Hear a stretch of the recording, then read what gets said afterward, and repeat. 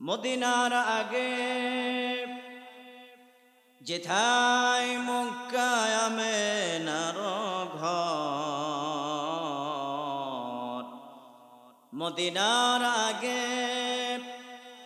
যেথায় মক্কায় আমেনার ঘর, আল্লাহ তাআলা রহমত কাউসার হয়ে পরসে বারংবার। বালাগাল উলা বিকামালিহি কাশাফাত তুজা বিজামালি হাসানাত জামিউ ফিসালিহি সাল্লু আলাইহি ওয়া আলিহি। মহান মুনিবের দরবারে শুকরিয়া জ্ঞাপন করি, যিনি আমাদেরকে রজব মাস প্রথম জুমায় অধিবেশন আসার তৌফিক আল্লাহ সুবহানাহু ওয়া তাআলা দান করেছেন। পৃথিবীর সমস্ত কাজকে পিছিয়ে রেখে আল্লাহর ঘরে আসার সুযোগ এবং তৌফিক ওই মনিব আল্লাহ তাআলা দান করেছেন। এই জন্য মনিবের দরবারে বলি আলহামদুলিল্লাহ। মহান আল্লাহ সুবহানাহু ওয়া তাআলা যিনি আমাদেরকে মায়া এবং মহব্বত ভালোবাসার চাদর দিয়ে তার ঘরে আসার সুযোগ আমাদেরকে আল্লাহ সুবহানাহু ওয়া তাআলা করে দিয়েছেন। এটি বড় পাওয়া যে মনিব আমাদেরকে ভালোবাসেন, যে মনিব আমাদেরকে আমার বাপ মার চাইতে সবচাইতে বেশি ভালোবাসেন। কোথাও কোনো বিপদে পড়লে বাবা মাকে ডাকলে নাও শুনতে পারে, কিন্তু আল্লাহ সুবহানাহু ওয়া তাআলাকে ডাকলে তো আল্লাহ তাআলা ডাকে কি করবে? সাড়া দিবে। আল্লাহ সুবহানাহু ওয়া তাআলা তিনি বারবার বলেছেন, মায়ের গর্ভে থেকে যেভাবে খুব যত্ন সহকারে তোমাকে দুনিয়ায় ভূমিষ্ঠ করিয়েছি, আবার তুমি যখন একা হয়ে যাবে কবরে, কেউ তোমার সাথে যাবে না, তোমার কেউ নাই, মা নাই, বাবা নাই, ছেলে নাই, সন্তান নাই, তুমি একা। সেদিনেও আমি আল্লাহ তাআলা তোমার সাথী হব, কবরে আমি ছাড়া তোমার কেউ সাথী নাই, একমাত্র আমি তোমার সাথী। পৃথিবীতে যত মানুষ তোমার আছে সবাই স্বার্থপর, বাবা কন, মা কন, দিতে পারলে সন্তান ভালো, না দিতে পারলে ভালো না। একটু ভালোবাসা আদর যত্ন কম হলে মা বলেন আর বাবা বলেন, আরেকজনের সাথে হয়তো বা এটা শেয়ার করে, সন্তান আমাকে ভালোবাসে না। মহান মনিব আল্লাহ সুবহানাহু ওয়া তাআলা একটা লোক 40-50 বছর হয়ে গেছে মালিকরে ডাকে না, মালিকরে ডাকতে চায় না। সেই মনিব আল্লাহ সুবহানাহু ওয়া তাআলা বলেন, 40-50 বছর পরেও যদি আমাকে ডাক দাও তো আমি আল্লাহ তাআলা সঙ্গে সঙ্গে তোমার ডাকে সাড়া দিয়ে দেব। সুবহানাল্লাহ। কোন মানুষ তোমার ডাকে সাড়া না দিলেও আমি আল্লাহ তাআলা কি করি? সাড়া দিয়ে দিই। কেন? আমি ছাড়া তোমার কেউ নাই। তুমি সেটি বুঝবে যখন তুমি কোথায় যাবে? কবরে যাবে। তার আগে তোমার এটা বুঝে আসবে না। যখন আশেপাশে তোমার শুধু মাটি আর মাটি আর মাটি, তখন তুমি বুঝবে যে তোমার আসলেই কেউ ছিল না, যারা ছিল সবাই তোমার দুনিয়ার পাগল ছিল, তোমার জন্য শুধু দুনিয়াতেই পাগল ছিল, কিন্তু কেউ তোমার সাথে আসে নাই। আমি কিন্তু তোমাকে ভুলে যাই নাই বান্দা। কারণ প্রশ্ন তো তিনটা, মান রব্বুকা ওয়া মা দীনুকা ওয়া মা নাবিয়ুকা। পৃথিবীর সবচাইতে বড় রাজনৈতিক প্রশ্ন, এর চাইতে বড় রাজনৈতিক প্রশ্ন আর পৃথিবীতে নাই। আমার নাবিয়ুকা, তোমার নবীকে, আমার দীনুকা, তোমার দিন কি, কোন দলে ছিল, আর সেই দলের নেতা ছিল কে, কোন রবকে তুমি মেনেছো, সেই রব, মান রব্বুকা, তোমার রবকে, যদি রবকে সে সঠিকভাবে মানে যদি রবকে তার অন্তরে জায়গা দেয় তো আল্লাহ তাআলা তাকে বিনা হিসাবে জান্নাত দান করে। যে রব, মান রব্বুকা, তোমার রবকে, তোমার দীনুকা, তোমার দিন কি, কোন ধর্ম মেনেছ, কোন উপাদান দিয়ে তুমি তোমার জীবন চালিয়েছ, তোমার সাবজেক্ট ছিল কি, ওমান নবিউকা, যে দল করেছে সেই দলের নেতা ছিল কে। যদি হয়ে যায় মুহাম্মদুর রাসূলুল্লাহ সাল্লাল্লাহু আলাইহি ওয়াসাল্লাম, তাহলে চিন্তা নাই, ওই নেতা জান্নাতে যাবে তো তুমিও বিনা হিসাবে জান্নাতে যাবে। সহজ। আল্লাহ সুবহানাহু ওয়া তাআলা নিজে অক্ষ করে বলেছেন নবী, কিন্তু সমস্ত জিনিসের পৃথিবীতে এমন কোন ঔষধ এখনো তৈরি হয় নাই যে কারো হায়াত বাড়াবে, কিন্তু এমন এক দোয়া আল্লাহ রসুল আর আল্লাহ তাআলা রসুলকে শিক্ষা দিয়েছেন, এই দোয়া যদি একবার পড়ে তো 11 মাসের হায়াত আল্লাহ তাআলা জিম্মাদারি হয়ে যায়। সুবহানাল্লাহ। আল্লাহুম্মা বারিক লানা ফি রজব শাবান ওয়া বাল্লিগনা রমাদান। যদি এই দোয়া কেউ পড়ে, আল্লাহ সুবহানাহু ওয়া তাআলা তাফসীরে মুফাসসির কিরাম বলে শুধু 2 মাসের হায়াত না, আল্লাহ রসুল বলেছেন তাকে 11 মাসের হায়াতের জিম্মাদারি আল্লাহ তাআলা নিয়ে নেয়, বরকত দান করে। সুবহানাল্লাহ বলে। সামনে তো রমজানুল মুবারক মাস, শ্রেষ্ঠতম মাস, 12 মাসের একটি সর্দার। সামনে যে রমজান আল্লাহ সুবহানাহু ওয়া তাআলা দান করেছে, যিনি আল্লাহ মহান সুবহানাহু ওয়া তাআলা যে রমজানটা এমন সিস্টেম করে তৈরি করেছে যে রমজানে যদি কেউ 2 রাকাত নফল করে বিগত দিনের একটা ফরজ ইবাদতের সব বান্দার আমলনামায় আল্লাহ জমা করে দেয়। সুবহানাল্লাহ। কেন? আল্লাহ সুবহানাহু ওয়া তাআলা যে মহান মনি নফল ইবাদতের গুরুত্বটা এত দিয়েছেন, নফল ইবাদতের গুরুত্ব দিয়েছেন। নফল ইবাদত কেমন গুরুত্ব দিয়েছেন? আল্লাহ রসুল বলেছেন যে আল্লাহর সাথে যদি সম্পর্ক করতে চাও, সম্পর্ক যদি গড়তে চাও তাহলে নফল পড়ো। নফল একটু ওভার ডিউটি, যে নফল ওভার ডিউটি হয়ে যায়, নফল ইবাদত দিয়া মালিককে রাজি করবে আর নফল দিয়া ফরজকে ঘাটতি পুরা করা হবে। হাসরের দিন যদি কারো নফল মানে ফরজ যদি ঘাটতি হয়ে যায় তো আল্লাহ রসুল বলেন আল্লাহ তাআলা জিজ্ঞাসা করে বান্দার কোনো নফল ইবাদত আছে কিনা, বলো। যদি নফল থাকে তাহলে নফল দিয়া ফরজের ঘাটতি পুরা করা হবে। এমন আল্লাহ রসুল বলেছেন যে নফলেও যদি আল্লাহ রাজি হয়ে যায় তো আল্লাহ তাআলা তাকে বিনা হিসাবে জান্নাত দান করবেন। এখানে কোয়ালিটি আছে। নফল ইবাদত শুধু নামাজ বা রোজা এগুলা কিন্তু না। নফল ইবাদতের ভিতরে যেমন আত্মীয়তার হক আদায় করা, এটা ইবাদত। বাপ মার খেদমত এটা ফরজ, বাপ মার খেদমত করতেই হবে, অনিবার্য করতেই হবে খেদমত। কিন্তু অনেকেই বাপ মার খেদমত করতে চায় না। ওয়াবিল ওয়ালিদাইনি ইহসানা, নরম নরম কথা বাপ মার সামনে বলতে চায় না, গরম গরম কথা বলে, বাপ মাকে যত্ন করে না। আল্লাহ রসুল বলেছেন যারা বাপ মাকে, বাবা এবং মাকে, এই 2 জনকে যদি কেউ খেদমত না করে, হক যদি আদায় না করে তো আল্লাহ তাআলা হাসরের দিন সে হাজি হোক বা যেই হোক, হুজুর হোক আর মুফতি হোক, মুহাদ্দিস হোক, তো আল্লাহ তাআলা তাকে কি করবে? জিজ্ঞাসা করবে। বাপমার হক সম্পর্কে তাকে জিজ্ঞাসা করা হবে। যদি সে বাপমার হক আদায় না করে তাহলে বিনা হিসাবে তাকে জাহান্নাম দেওয়া হবে। আর যদি বাপমার হক আদায় করার পরে ফরজ ইবাদতগুলো যদি করে তো আল্লাহ তাআলা তাকে বিনা হিসাবে জান্নাত দান করবে। বাপমার হক এটা অনেক গুরুত্বপূর্ণ ইবাদত। হুমা নারুকা হুমা জান্নাতুকা, বাবা মা জান্নাত, বাবা মা কি জাহান্নাম। নিগাল সলিড, এর সাথে কোন নিগাল আর কোনো কথা হতে পারে না। যেমন মৃত্যু অনিবার্য, মরতে হবে, এটা এমন চিরন্তর সত্য যে এর চাইতে সত্য পৃথিবীতে আর কিছু নাই যে আমাকে আপনাকে মরতে হবে। কেউ মৃত্যুকে অস্বীকার করতে পারবে না, সে নাস্তিক হোক আর আস্তিক হোক। সেও বলবে যে না, মরতে হবে, আমাকে চলে যেতে হবে। কিন্তু আমলের খাতাটা কেমন?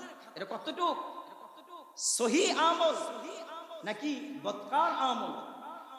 যদি তার আমল নামা ফ্রেশ হয় তো আল্লাহ সুবহানাহু ওয়া তাআলা ফ্রেশ আমল দেখে খুশি হয়ে যাবেন। তো আল্লাহ তাআলা তাকে কি করবেন? বিনা হিসাবে রাসূলের সাথে জান্নাতের মাকাম তাকে দান করবেন। যেমন রাসূল সাল্লাল্লাহু আলাইহি ওয়াসাল্লাম জামানার আগের জামানা এক বস্তির কথা আল্লাহ রাসূল সাল্লাল্লাহু আলাইহি ওয়াসাল্লামকে জানানো হচ্ছে। ইয়া রাসূলুল্লাহ, এক বস্তির সমস্ত মানুষ গুনাহগার। আল্লাহ তাআলা মনোনীত করলেন যে এই বস্তিটাকে কি করবেন? উলটপালট করে দিবেন, এটা ধ্বংস করে দিবেন।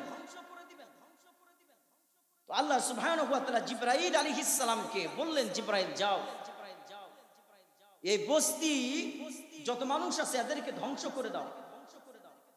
উপরের মাটি নিচে দাও আর নিচের মাটি উপরে দাও।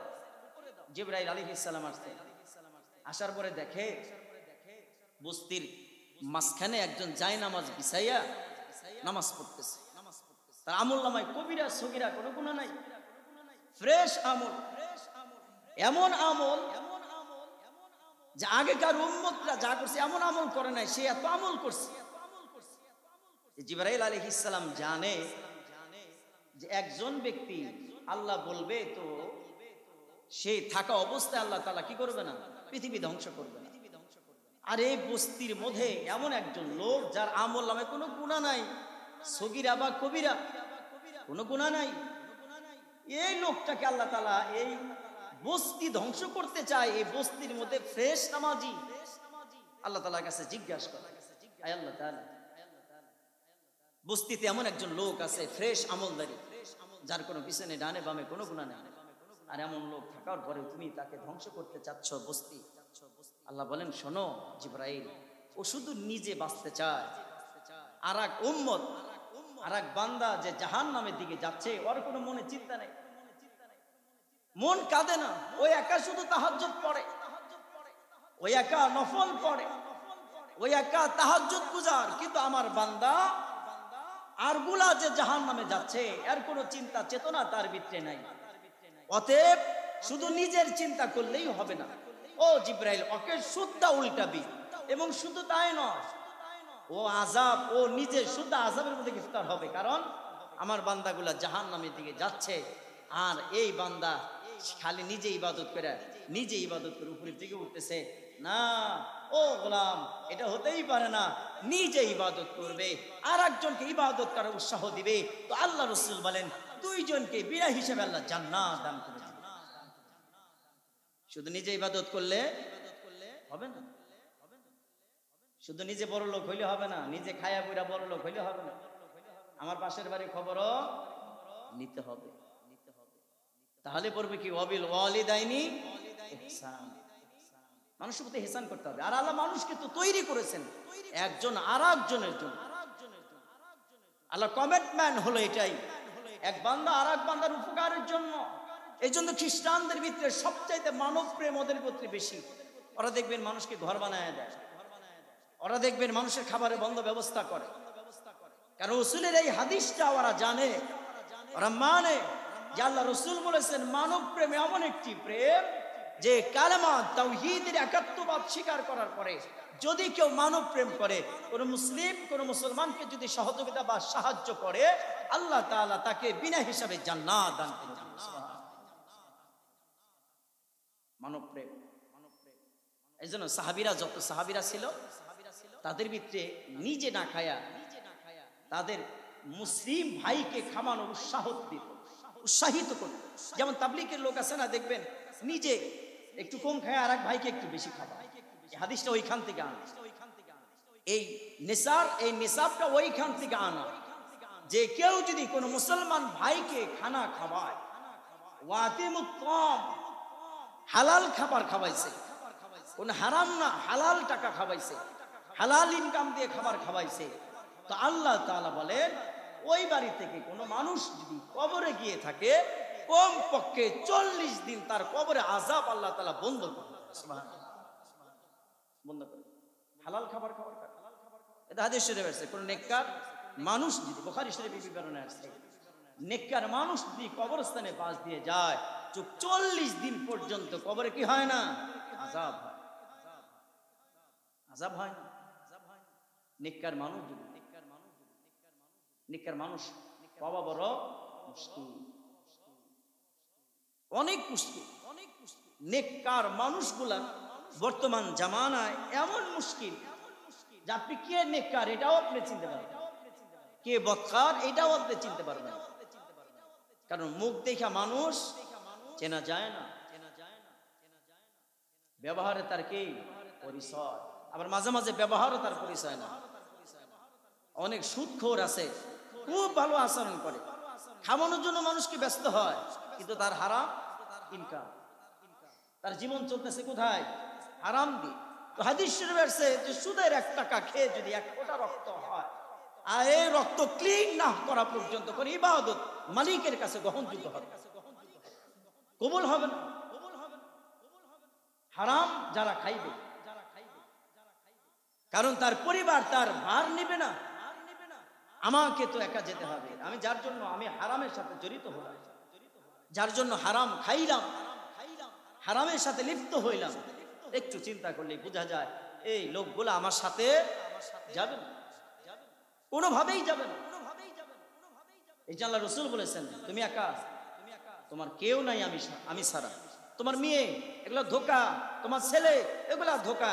হ্যাঁ, নেককার সন্তান যদি তুমি তৈরি করে যে মানে গিয়া আসতে পারো, তৈরি করে আসতে পারো, তো নেককার সন্তান যখন পড়বে রব্বির হামহুমা কামা রব্বায়ানি সগীরা, আয় আল্লাহ আমাকে আমার বাপ মা যেভাবে তার কোলে লালন করেছে, আদর যত্ন করেছে, ও মালিক, ও আমার রব, আমার বাবা মাকেও তোমার রহমতের ছায়াতে তেমন করে রাখো। সুবহানাল্লাহ বলে, রব্বির হামহুমা কামা রব্বায়ানি। কেন দোয়া করার সময় আমরা যখন কবর দেই তখন পড়ি না মিনহা খালাকনাকুম ওয়া ফিহা নুঈদুকুম ওয়া মিনহা নুখরিজুকুম তারাতান। এর অর্থ কি? মাটির মানুষ তো মাটিতেই যেতে হবে, যদিও কবরস্থানের এটা মাটি দেওয়ার দোয়া না, কিন্তু এটা ওয়াকফ করে বানাইছে মানুষ। কিন্তু আল্লাহ সুবহানাহু ওয়া তাআলা এই আয়াতের তাফসীরে মুফাসসির کرام বলে যে উপাদান দিয়ে তোমাকে তৈরি করা হয়েছে আদম আলাইহিস সালাম থেকে শুরু করে নিয়ে পৃথিবীর এক প্রান্ত থেকে আরেক প্রান্ত কিয়ামত পর্যন্ত যত মানুষ আসবে এই দোয়া থেকে যেন শিক্ষা নেয়। কারণ এই দোয়াটা এই কারণেই বলা হয়, এই মানুষ তোমাকে উপাদান দিয়ে, যে মাটির উপাদান দিয়ে তোমাকে তৈরি করা হয়েছে ওইখানেই তোমাকে যেতে হবে। অতএব আমার ঘরে, আমার জায়গায়, আমার মাটির ঘরে যখন যাইবা আমল ছাড়া যাইও না, কারণ ওইখানে তোমার কেউ সঙ্গে হবে না, কেউ সাথী হবে না, সাথী মাত্র আল্লাহ, আল্লাহ আর আল্লাহ রাসূল। এই দুইজনকে যদি কেউ খুশি করতে পারে আল্লাহ তাআলা কবরটাকে জান্নাতের বাগান বানায় খুশি করতে হবে। সুবহানাল্লাযী আসরা বিআবদিহি লাইলাম মিনাল মাসজিদিল হারাম। তাফসীরে মুফাসসির کرام বলেন আল্লাহ তাআলা রাসূলকে খুশি করার জন্য আরশে আজিমে নিয়ে গেছেন, ইসরা করিয়েছেন, মেরাজ করিয়েছেন, কিছু জিনিস তাকে দেখাইছেন, জাহান্নাম দেখাইছেন, জান্নাত দেখাইছেন, হাউজে কাউসার দেখাইছেন, দেখায়া পৃথিবীতে আল্লাহ তাআলা আবার পাঠিয়ে দিয়েছেন। একটাই কারণ, সাহাবীদেরকে বলবে এবং কোরআন শরীফ দেওয়া হয়েছে, কোরআন দিয়ে মানুষকে বিশ্লেষণ করবে। যারা মানবে রব হিসাবে, রসুল হিসাবে, যারা মানবে রসুলকে নেতা হিসাবে, যারা মানবে রসুলকে নেতা হিসাবে, আল্লাহকে রব হিসাবে, তাদের কোনো ভয় নাই, চিন্তা নাই। আল্লাহ তাআলা তাদেরকে বিনা হিসাবে জান্নাত দান করবে। পৃথিবীর সবচেয়ে বড় রাজনীতিক 3টা প্রশ্ন। এক নম্বর মান রব্বুকা, তোমার রব কে? এখানে বলা হবে না তোমার নেতা কে, সলিমুদ্দিন কলিমুদ্দি নাকি, এটা বলা হবে না। দানবীর নাকি, এটা বলা হবে না। বলা হবে কি মান রব্বুকা, তোমার রব কে। যদি সে রবের সাথে ভালো কালেকশন, ভালো সম্পর্ক থাকে, সে বলবে আমার রব আল্লাহ। আর এই স্বীকৃতি যে দিতে পারবে আমার রব আল্লাহ, আমার দিন, তোমার দিন, এখানে অনেক কিছু বোঝায়।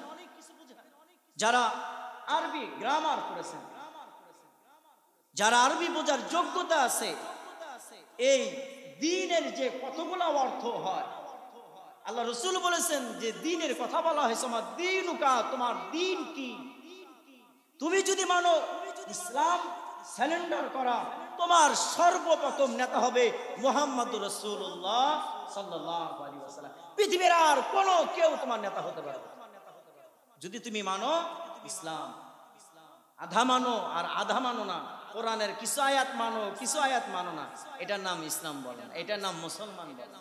যখন তুমি স্বীকৃতি দিয়েছো আমার দিন ওকা, আমার দিন ইসলাম, দিনিল ইসলাম, তখনই পরের প্রশ্নটা আসবে আমার নবীকা, তোমার নেতাকে, তোমার নবীকে ইসলাম যদি সঠিকভাবে মানে সে উত্তর দিতে পারবে আমার নেতা নবীজি মুহাম্মদ রাসূলুল্লাহ সাল্লাল্লাহু আলাইহি ওয়াসাল্লাম।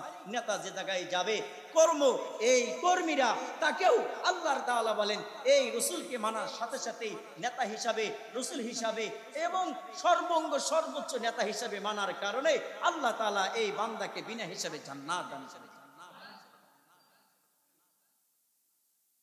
মসজিদ এখানেই শুধু দ্বীনের কথা, দ্বীনের আলোচনা। মসজিদে আমরা কি করি? শুধু মসজিদেই যতটুকু সময় থাকে আল্লাহর ভয়, রসুলের ভয়, এতটুকু সময়ের ভিতরে লিপ্ত থাকে। যখন বের হয়ে যায় রসুলকে, আল্লাহকে, দ্বীন কি, ইসলাম কি থাকে না, থাকে না অন্তরে। আরে নেতা তো সে কেমন নেতা ছিল?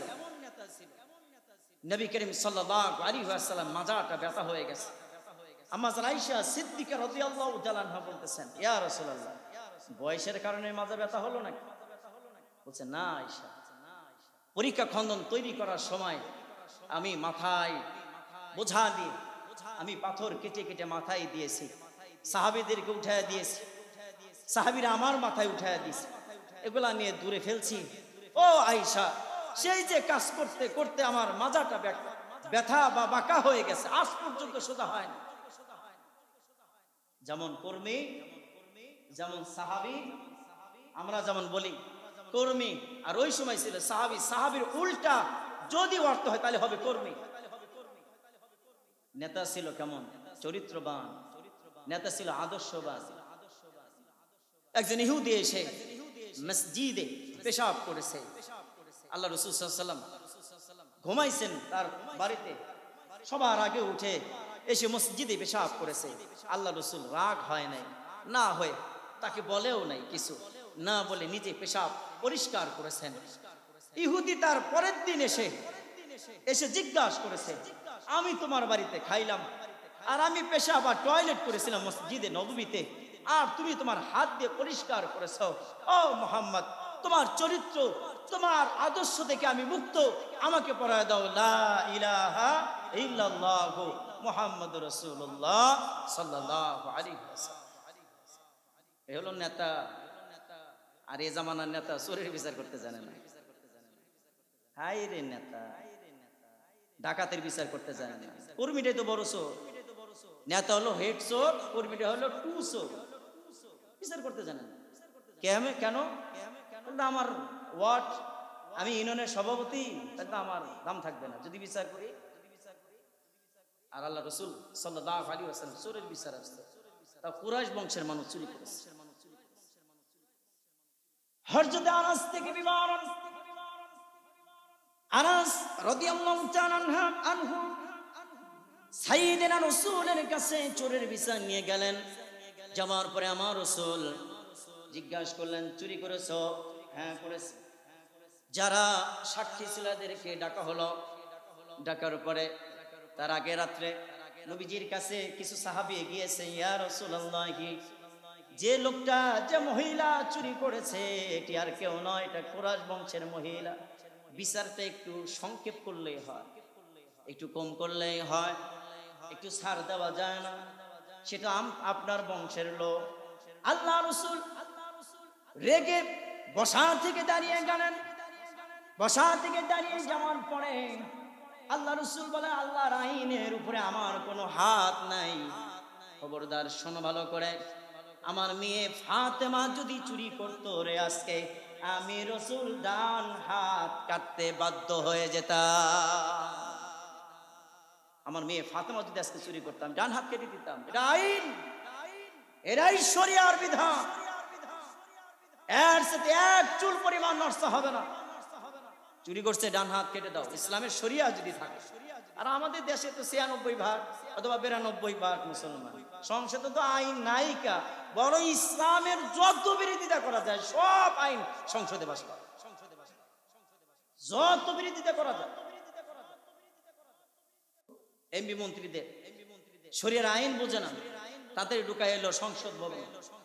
শরিয়ার বিধান বোঝে না, তাদের ঢুকায় সংসদ ভবনে। অথচ 300 আসনের এমপি মন্ত্রীরা হাসুদি সবচেয়ে জবাবদিহির আওতায় আসতে, সবচেয়ে বেশি। মনে করে চুরি করলাম আর আমি অনেক বড় লোক হয়ে গেলাম। হাসরের দিন আল্লাহ সুবহানাহু ওয়া তাআলা দুনিয়ায় বিচার না হলে হাসরের দিন আল্লাহ বিচার করবেন, চুরির বিচার করবেন আল্লাহ সুবহানাহু ওয়া তাআলা। কারো প্রতি কি করা হবে না? জুলুম করা হবে না। যার যার হিস্সা, যার যার পাওনা আল্লাহ তাআলা বুঝিয়ে, একটু বিলম্ব হবে না। এই জন্য আল্লাহ রাসূল হলেন নেতা। যদি কোনো মানুষের অন্তরে আমার রাসূলের মুহাব্বত, ভালোবাসা থাকে, মুহাব্বত দাবি করলেই শুধু হবে না। রবিউল আউয়াল মাস আসলে সিন্নি আর এই যে কি বলে এটা, মিষ্টি আর রুটি, তাইয়ের ব্যবস্থা হয়ে যায়। রুটি আর হালুয়ার ব্যবস্থা হয়, অনেক জায়গায় এটা করে। এই এলাকা আছে কিনা জানি না, হয়তো এলাকার লোক ভালো। এই যে একটা বিধান, রসুলে আশেক প্রমাণ করতে চায় সে, অথচ রসুলের নামে কেউ চরিত্রহীনা গালি দিলে তার মন কাঁদে। আমাদের আয়েশাকে গালি দেয়, রসুলকে গালি দেয়, ইসলামকে নিয়ে গালি দেয়, কোন সংসদে আইন পাস হয় না। কিন্তু বাবাকে নিয়ে গালি দিলে সংসদের আগে আইন পাস হয়ে যায়। জামাইকে নিয়ে গালি দিলে সংসদে আগে আইন পাস হয়, নয় মৃত্যুদণ্ড। কিন্তু রসুল পৃথিবীর শ্রেষ্ঠতম মানবতার বন্ধু নবীজি মুহাম্মদ রাসূলুল্লাহ সাল্লাল্লাহু আলাইহি ওয়াসাল্লাম, উচিত তো ছিল 300 আসনের প্রত্যেকটা এমপির উচিত ছিল আমার রসুলের নামে, আমার কলিজা টুকরা রসুলের নামে যদি কেউ গালি দেয়, নিম্ন স্তরের শাস্তি হলো তার ফাঁসি, এর নিচে হবে। ওই সংসদে কাদেরকে ভোট দেন? কাদের ভোট দেন? এটা ধানের শিশি দেন আর নৌকায় দেন আর জামাত দেন আর হেফাজত দেন আর চরমনাই দেন, যাদেরই পাঠান। ভোট আমানত, পৃথিবীর শ্রেষ্ঠতম আমানত, আমার সমর্থন। আমি যদি সমর্থনে আমার একটা ভোটের কারণে কোন ব্যক্তি যদি এমপি মন্ত্রী চেয়ারম্যান হয়ে যায়, এই চেয়ারম্যান যত চুরি করবে, যত আকাম করবে, প্রাইম মিনিস্টার যত আকাম করবে, সমস্ত জিনিসের কিছু কিছু গুনাহ বান্দাদের আমলনামায় জমা হয়ে যাবে। এত এত মামুর বাড়ি কোনো জিনিস না, সমর্থন বড় আমানত। আল্লাহ রাব্বুল আলামিনের নবী সাইয়্যিদিনা মূসা আলাইহিস সালাম আর আসিয়ার কিচ্ছা কাহিনী আপনারা সবাই জানেন। ফেরাউন বলতেছিল, এই আসিয়া, আমার বাড়ি খাও, আমার বাড়ি পড়ো, আমার বাড়ি থাকো, আমার বাড়ি খাও, আমার ঘরেই বসবাস করো, আর আমার স্ত্রী তুমি সমর্থন করো মূসাকে। হবে না রে আসিয়া, ছেড়ে দিতে হবে মূসাকে, মূসাকে ছাড়তে হবে, মূসার ধর্ম ছাড়তে হবে। আসিয়া বলে, শোনো ফেরাউন, মারতে মারতে যদি মেরে ফেলো, মূসার প্রতি যে কালেমা পড়েছি, যে ঈমান এনেছি, টুকরা টুকরা করতে পারো, আমি সেই ঈমান থেকে এক চুল পরিমাণ পিছপা হয়ে যাব না। ফেরাউন আদেশ করলেন, হামানকে বললেন, এত জোরে তুমি মারবা? হাদিস শরীফে আছে, বুখারী, তিরমিজি, নাসাই, আবু দাউদ শরীফের ভিতরে আছে, কোরআনুল কারীমের ভিতরে আছে। যখন হামানকে আদেশ করা হয়, তক্তার ভিতরে প্যারাক মেরে উল্টা করে যখন আসিয়াকে প্যারাকের উপর করে রাখা হয় এবং উপর থেকে হামান মারা হয়, আসিয়া তো জোরে জোরে চিল্লাইতে থাকে, আর ফেরাউন সিংহাসনে বসে মজা নিতে থাকে, আর আসিয়া দোয়া করতে থাকে, আল্লাহ এত কষ্ট মুজাহাদা মুসার জন্য করলাম, আমার জন্য তুমি কি পুরস্কার রেখেছ? আমার আল্লাহ জিবরাইল আলাইহিস সালামকে বললেন, যাও জিবরাইল আসিয়াকে বলো, জান্নাতুল ফিরদাউসের ভিতরে আমি আল্লাহ আসিয়ার জন্য ঘর তৈরি করে দিয়েছি। শুধু তাই নয়, আসিয়ার কাছে গিয়া জান্নাতের 8টি দরজা তুমি দেখাও, যাতে আসিয়া এগুলা কোনো কিছুই মনে না করে। কষ্ট মুজাহাদা কিছুই যেন মনে না করে। জিবরাইল আলাইহিস সালাম আসিয়ার কাছে এসে জান্নাতুল ফেরদাউসের নাজ নিয়ামত দেখাচ্ছে। হঠাৎ করে আসিয়া মুস্কি মুস্কি হাসতেছেন। হামান বলে, কিরে আসিয়া পাগল হয়ে গেলে নাকি? বলছে, না, জানো না, জানো না, আমার আল্লাহ জান্নাত আমার সামনে তুলে ধরেছে। আমার মনে হয় এখন মৃত্যুবরণ করলে আমার মালিক আমাকে বিনা হিসেবে জান্নাত দিয়ে দিবে। সমর্থন হলো পৃথিবীর শ্রেষ্ঠতম ইবাদত। পৃথিবীর শ্রেষ্ঠতম ইবাদত হলো সমর্থন। আমি আমার এতটুকু বয়সে একটা ভোট এই পর্যন্ত দেই। কাকে দিব? সবাই তো চোর। কাকে দিব? সবাই মোটামুটি ভাবে চোর। যাকে দিমু ও যে গানের আর নাটকে যে পরিমাণ টাকা দান করছে, মোটাভাবে সদকা জারিয়া হিসাবে ওর যদি কিছু অংশ আমার কাছে আসে, তাহলে আমি যে আমল করছি এগুলো তো তলে পড়ে যাবে। কারণ একটা লোক যত আমল করুক, একটা আমল যদি সমর্থন তার সঠিক না হয়, যদি তার কলিজার সমর্থন যদি সঠিক না হয়, কোন ইবাদত মালিকের দরবারে গ্রহণযোগ্য হবে না। হ্যাঁ, ইসলামের পথে থেকে সমর্থন যদি অটল থাকে, ইসলামী শিক্ষা, দ্বীনের পথে যদি সমর্থন অটল থাকে, আল্লাহ যদি ধরে আর যদি বলে যে সমর্থন নবী করিম সাল্লাল্লাহু আলাইহি ওয়াসাল্লাম ছিল, কিছু কিছু ভুল ছিল, এগুলো আল্লাহ তাআলা বেহিসাব মাফ করে দিয়ে বিনা হিসাবে তাকে আল্লাহ জান্নাত দান করে। আর সমর্থন যদি প্রথম চান্স হয়, প্রথম চান্সে যদি মোটামুটি ভাবে সুর খেয়ে যদি হয়, তাহলে বিপদ আছে। আর এই দেশের মানুষ একটা কম্বলের মায়া ছাড়তে পারে না। একটা কম্বল এটাও বিক্রি করে খায়। বিধবার কাঠ মানুষ বিক্রি করে খায়। হায় হায়, এতিমের কাঠ বিক্রি করে খায়। এতিম, বিধবা, গরিব, পোয়াতি মানুষের কাঠ বিক্রি করে খায়। এদেশেও ভাঙাচুরা নেতা। এদেশে হাই রে নেতা, এত পরিমাণ নেতা, হাইব্রিড, এত পরিমাণ নেতা এই জামানা। এই জন্য রাসূল সাল্লাল্লাহু আলাইহি ওয়াসাল্লাম যে আপনি যা করেন আপনার সমর্থনটা কি ছিল? আপনার সমর্থনটা কি ছিল? কোন দিকে ছিল সমর্থন? বেলাল রাদিয়াল্লাহু তাআলা আনহু কি সমর্থন ছিল? তাকে তো এমন নির্যাতন করা হয়েছে। বেলাল ছিল এমন এক ফ্যামিলির পোলা, বাদশাহ আব্রাহার চাচতো বোনের সন্তান হলো হযরত বেলাল রাদিয়াল্লাহু তাআলা। বাদশাহ আব্রাহা কোন বাদশাহ? যে বাদশাহ কাবা শরীফ কি করার জন্য আসছিল? ধ্বংস করার জন্য আসছিল। সেই বাদশাহ আব্রাহার চাচতো বোনের ছেলে বেলাল রাদিয়াল্লাহু তাআলা রাজ পরিবারের জন্ম। তাকে কি নির্যাতন করা হয়েছে? কি করা হয়েছে? কি পরিমাণ তাকে নির্যাতন নিপীড়ন করা হয়েছে? পৃথিবীর ইতিহাসে এমন কোন সাহাবী নাই যে তার জিবার ভিতরে পেরাক মারা হয়েছে।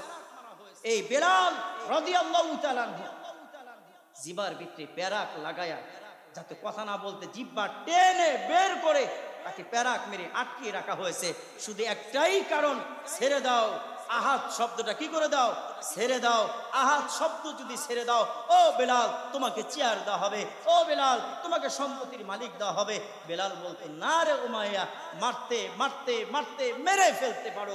সমর্থন নবীজি মুহাম্মদ রাসূলুল্লাহ সাল্লাল্লাহু আলাইহি ওয়াসাল্লাম আমাকে টুকরা টুকরা করতে পারো, ঈমান থেকে আমি পিছপা হয়ে যাব না। আল্লাহ তাআলা রাসূলকে জানালেন, ও রাসূল আপনি বেলালের ব্যাপারে সুসংবাদ দেন। আপনি যে জায়গায় থাকবেন, আপনি যে উট দিয়া জান্নাতে যাবেন, ওই উটের নাগাম ধরে আগে বেলাল জান্নাতে যাবে, তারপরে আপনি নবী, তারপরে পরে জান্নাতে চলে যাবেন। আল্লাহ রাসূল সাল্লাল্লাহু আলাইহি ওয়াসাল্লাম সুসংবাদ দিয়েছে, তুমি জান্নাতি বেলাল। সেই কোথায় তার কবর? হাসরের ময়দানে যখন সবাই উঠবে, যাকে যেখানে দাফন করা হয়েছে সেখান থেকে উঠে দাঁড়াবে, আর হযরতে বেলাল নবী করিম সাল্লাল্লাহু আলাইহি ওয়াসাল্লামের পাও মোবারকের পিছন থেকে, পায়ের কাছ থেকে বেলাল উঠে দাঁড়াবে। সুবহানাল্লাহ, পায়ের ওইখান থেকে উঠে দাঁড়াবে। আল্লাহ রাসূল সাল্লাল্লাহু আলাইহি ওয়াসাল্লামের যেখানে তিনি মদিনাতুল মুনাওয়ারা যে রওজাতে তিনি শুয়ে আছেন, দুটি কবর এখনো আছে। একটি ঈসা আলাইহিস সালামের জন্য, আর একটি ইমাম মাহাদির জন্য। এই দুটি কবর এখনো আল্লাহ রাসূল খালি রেখেছেন। আল্লাহ তাআলা রাসূল বলেছেন এখানে দুইজন শুইবে। পৃথিবী যখন মানুষগুলা সবাই ইসলাম থেকে খারেজ হয়ে যাবে, ইমাম মাহদি আর ঈসা আলাইহিস সালাম আসবে, ইসলামের কালেমা বাড়ি বাড়ি ঘরে ঘরে রাষ্ট্রে ইউনিয়নে থানাতে যখন উঠবে, এদেরকে আল্লাহ তাআলা দুইজনকে ডাক দিয়ে আমার কাছে নিয়ে আসবে। দুই পাশে দুইজন ঘুমিয়ে যাবে। আল্লাহ সুবহানাহু ওয়া তাআলা বলেন এই কাফেলা যারাও হবে তাদেরকে আল্লাহ বিনা হিসাবে জান্নাত দান করে দিবেন। আল্লাহ সুবহানাহু ওয়া তাআলা সমর্থনকে সবচেয়ে বেশি গুরুত্ব দেন। এই যে রমজানুল মুবারক আসতেছে, আপনি দেখবেন রমজানুল মুবারক মাস আসতেছে, এই মাসে আপনি দেখবেন যারা রোজাদার তারাও ইফতার করবে, যারা রোজা না তারাও একসাথে এসে কি করবে, ইফতার করবে। অথচ আল্লাহ রাসূল বলেছেন রোজা না রেখে যদি রোজাদারদের সাথে ইফতার করো অথবা দোয়া করো, দোয়া কবুল হতেও পারে নাও হতে। আর অথচ আল্লাহ রাসূল গ্যারান্টি দিয়েছে খাবার সামনে নিয়ে যদি কেউ নাড়াচাড়া দিয়ে ধৈর্য ধারণ করে সূরা ফাতিহা, সূরা ইখলাস, দরুদ শরীফ পড়ে যদি আল্লাহ তাআলার কাছে দোয়া করতে পারে, ইফতারি সামনে নিয়ে যা চাইবে ওই মুহূর্তে আল্লাহ তাআলা, আল্লাহ রাসূল বলেন আল্লাহ তাআলা ওই বান্দাকে আল্লাহ তাই দান করে দেন। সুবহানাল্লাহ। রমজানও দেখবেন অনেক মানুষ রোজা রাখবে, অনেক মানুষ রোজা রাখবে কি ভয়, ডায়াবেটিস, কি ভয় গ্যাস্ট্রিক, কি ভয় হার্টের রোগী। হার্টের রোগী আমি রোজা রাখতে পারি না। আরে ভাই হার্টের রোগী রোজা রাখতে পারেন না, রোজা রাইখা মারা যান না। আল্লাহ তাআলা নিজেই বলেছেন যারা রোজা রাইখা মারা যাবে আল্লাহ তাআলা তাদেরকে শহীদের মর্যাদা দেয়া বিনা হিসেবে জান্নাত দান করবে। আর ব্যাক্কেল, আরে ব্যাক্কেল কপাল পরা রোজা রাখে না, ইফতারি করে যারা রোজা রেখেছে তাদের, যারা রোজা রাখে না তাদের সাথে এসে ইফতারি করা। সারাদিন না রোজা রাখি না কিন্তু ইফতার করতে ভুলে যাব নাকি? এত বড় পাগল আমি না, এত বড় পাগল সে না। ইফতার করতে আগে আগে ও মুসলমান আমরা দায়িত্ব বুঝি না, আসলে আমরা দায়িত্ব আসলে বুঝি না। দায়িত্ব কি জিনিস এটা আমরা বুঝি না। যদি বুঝতাম আল্লাহ রাসূল এই যে তিনটা প্রশ্ন মান রব্বুকা আমা দীনুকা আমা নাবিয়ুকা, এই তিন প্রশ্নের যদি আমরা তাফসীর করতাম, এই তিন প্রশ্ন গোপন ভেদ যদি আমরা জানতাম, আমরা হাসা আসতো না, কন্দন বেশি আসতো, কান্না বেশি আসতো। আমরা করি না কিন্তু মন কাঁদে না। একটা বছর 11 মাসের একটা মাস সরদার রমজান মাস, সেই মাস কত গুরুত্ব। আপনি দেখবেন অনেক মানুষ আছে এই এলাকার কথা বলতেছি না, অন্য এলাকার কথা বলতেছি, সুদের টাকা দেওয়া হলো, কিস্তির টাকা দেওয়া হলো, আপনি ইফতারি ব্যবস্থা করেন। অনেক জায়গায় আছে কিস্তির টাকা দেওয়া হলো কি করে, ইফতারি ব্যবস্থা করে। আল্লাহর হস্তে যদি এই এলাকায় এরকম হয়ে থাকে বা করে কেউ, আমি তার হাতে পায়ে ধরে বলি এই কাজটা জানি না, ইফতারি দিবেন না। আপনি বড় লোক তাতে কি, আপনি মান সম্মান থাকবে না, আপনি হারাম খাওয়ায় আপনি রোজাদারের রোজা নষ্ট করে দিলেন, আপনি রোজাদের রোজা নষ্ট করে দিলেন। এই কাজটা যেন না হয়। সারাদিন সিয়াম সাধনা করে সর্বশেষ ইফতারি কাম হারাম টাকা, এটা কেমনে হয়? এটা হতেই পারে না। এমন ইফতারি আমরা চাই না, বিশেষ করে আমি চাই না, কারণ আমার রোজার দাম এত বেশি। আসমান জমিন যদি এক পাল্লায় তুলে দেওয়া হয়, একদিনে রোজা যদি এক পাল্লায় তুলে দেওয়া হয়, আল্লাহ রাসূল বলেছেন রোজার পাল্লাটাই মিজানে পাল্লা আমি আল্লাহ তাআলা ভারী বানায় দেব। সুবহানাল্লাহ। রোজা কি জিনিস এটা বুঝে না মুসলমান। সামনে আসতেছে কেউ দেখবেন দোকানে চাষটালে আরে পর্দা দিয়া চা বিক্রি করে, হায় হায় পর্দা দিয়া চা বিক্রি করে। ওইখানে দেখবেন যুবক আছে, বৃদ্ধা আছে, মধ্যম বয়সী মানুষ আছে, ভালো ভালো মানুষ দেখা যায় বিক্রি ঢুকলে, ভালো ভালো মানুষ। আবার অনেক জায়গায় দেখবেন অনেক হাজিরাও রোজা রাখে না, অনেক হাজিরা রোজা রাখে, চড়া খেতে কাজ করে আর রোজা রাখে না। আশ্চর্য, এগুলা কি অবস্থা? এদের এই চিন্তা চেতনা নাই। সে একটু ইনহালা অনেক মানুষ ব্যবহার করে, স্প্রে নেয়, অনেক মানুষ এই দেয়, অজুহাত দেয় যে আমি তো ইনহালা নেই, আমি তো রোজা রাখতে পারি না। এই যে আল্লাহ রাসূল বলেছেন রোজা রেখে মারা যাও না, তুমি রোজা রাইখা মারা যাও, পিছনে সমস্ত গুনার মাফের গ্যারান্টি দিয়েছেন আল্লাহ। রোজা রাখা অবস্থায় যদি কেউ ইন্তেকাল করে, আল্লাহ সমস্ত গুনাহ বাতিনি সগীরা কাবীরা আল্লাহ তাআলা সমস্ত গুনাহ মাফ করে দিবেন। ও ভাই, ও বাবা, ও বৃদ্ধ ভাই, আপনি রোজা কি জিনিস তো বুঝবেন। বছর আসলো, রোজা আসলো, রোজা করলেন, সময় চলে গেল, আপনি বুঝলেন না রোজা কি শিক্ষা দেয় মানুষ, সিয়াম সাধনা কি শিক্ষা দেয়। গ্যাস্ট্রিক ভালো করতে চান, রোজা রাখেন। ডায়াবেটিস ভালো করতে চান, রোজা রাখেন। হার্টের প্রবলেম, রোজা রাখেন। আল্লাহ রসুল প্রত্যেকটা মাসে 3টা করে রোজা রাখতেন। এই কারণে রাখতেন, স্বাস্থ্য যেন না বেড়ে যায়, পেটটা যেন না বেড়ে যায়। আমরা তো শুধু পেট বাড়ানো চিন্তা, আমার পেটটা ডাম হবে, আমার পেট এই হবে, আমার পেট আগে আগে যাবে, বডি পিছে পিছে যাবে, আমি খুব গর্ববোধ। হ্যাঁ হ্যাঁ, আফসোস। অথচ রাসূল সাল্লাল্লাহু আলাইহি ওয়াসাল্লাম বলেন, প্রত্যেকটা নবীদের বুক ছিল কি প্রশস্ত, পেটটা ছিল কি চিকনা, পেটটা চিকনা ছিল। আল্লাহ রাসূল সাল্লাল্লাহু আলাইহি ওয়াসাল্লাম খাবারের তরিকা দিয়েছেন। আল্লাহ সুবহানাহু ওয়া তাআলা আমাদেরকে তৌফিক দান করে, সবাই বলেন আমিন। আমরা যেন সবাই আমাদের রোজা পর্যন্ত হায়াতের ভিতরে যেন আল্লাহ বরকত দান করে, আমরা বলি আমিন।